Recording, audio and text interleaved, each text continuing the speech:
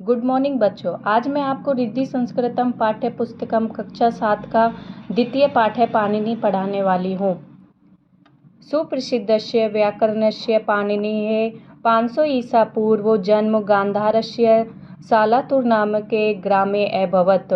सुप्रसिद्ध जो व्याकरण के रचयिता हैं पाणिनि, उनका जन्म 500 ईसा पूर्व गांधार के सालातुर नामक ग्राम में हुआ था। एतत् स्थानम अफगानिस्तान देशे वर्तते। एतत् यह स्थान अफगानिस्तान देश में है। तस्य पितु नाम पाणिनि मातु नाम दाक्षी चासीत।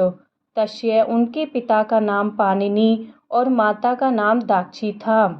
तस्य गुरु उपवर्ष आसीत और उनके गुरु उपवर्ष थे। पाणिनि विषये एका कथा प्रचलिता अस्ति। पाणिनि के विषय में एक कथा प्रसिद्ध है। सः बाल्यकाले यदा उपवर्ष आश्रमे पठति। जब वह बाल्यकाल में उपवर्ष के आश्रम में पढ़ते थे तब वह पढ़ने में बहुत दुर्बल आसीत, कमजोर थे। तस्य मन पठने न रमते स्म। उनका मन पढ़ने में नहीं लगता था। गुरु एतद् दृष्ट्वा बहु दुखित अभवत्। गुरु यह देखकर बहुत दुखी होते थे। एकदा सः पाणिने हस्तरेखा दृष्ट्वा। एक बार वह पाणिनि की हस्तरेखा देखकर अभवत् बोले, यत् कि भवतः हस्ते तु विद्यारेखाम् एव नास्ति।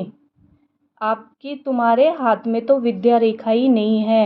भवात् अधीतुं न अर्हसि, और तुम पढ़ भी नहीं सकते हो।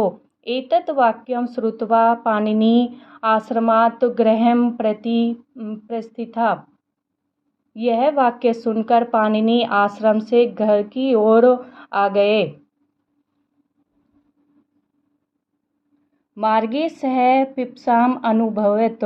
मार्ग में उन्हें प्यास लगी। सः तत्रैव एकं कूपम् अपश्यत्, और वहाँ उन्होंने एक कुआं देखा। तत्र कश्चन महिला कूपात् जलं निष्कासयति स्म। वहाँ कुछ महिलाएं कुएं से जल निकाल रही थी। पाणिनि तत्र गत्वा जलम अनायत, और वहाँ पाणिनि ने जाकर उनसे जल मांगा। सहसा तस्य दृष्टि, अचानक उनकी दृष्टि शिलायाम वृत्ताकारे गर्ते अपतत। अचानक उनकी दृष्टि शिला में पत्थर के जो वृत्ताकार गोल गड्ढे पर अपतत पड़ी। सः आश्चर्येन एकां महिला गर्तस्य रहस्यं पृष्टवान्। तब उन्होंने आश्चर्य से एक महिला से इस गड्ढे के रहस्य को पृष्टवान पूछा। सा महिला अवदत्। वह महिला बोली, वारं वारं घटस्य स्थापनेन एषः गर्तः जातः। बार बार घड़े की स्थापना से यहाँ पर यह गड्ढा हो गया है। तदा पाणिनि आश्चर्येन स्तब्धः जातः। तब पाणिनि को बहुत आश्चर्यचकित हो गए। सः चिंतवान्, और वह सोचने लगे, यत् कि यदि मृत्तिकाया घटस्य वारं वारं स्थापने शिलायां गर्तः भवितुम् अर्हति, तर्हि पुनः पुनः अभ्यासेन अहमपि पठितुं शक्नोमि। और वह सोचने लगे कि यदि मिट्टी के घड़े से बार बार स्थापना करने से पत्थर पर भी गड्ढा हो सकता है, भवितुम हो सकता है, अर्हति तरहि पुनः पुनः, तो मैं भी बार बार अभ्यास से पठितुं शक्नोमि, पढ़ सकता हूँ। इत्वा चिंतयित्वा सः पुनः आश्रमेव।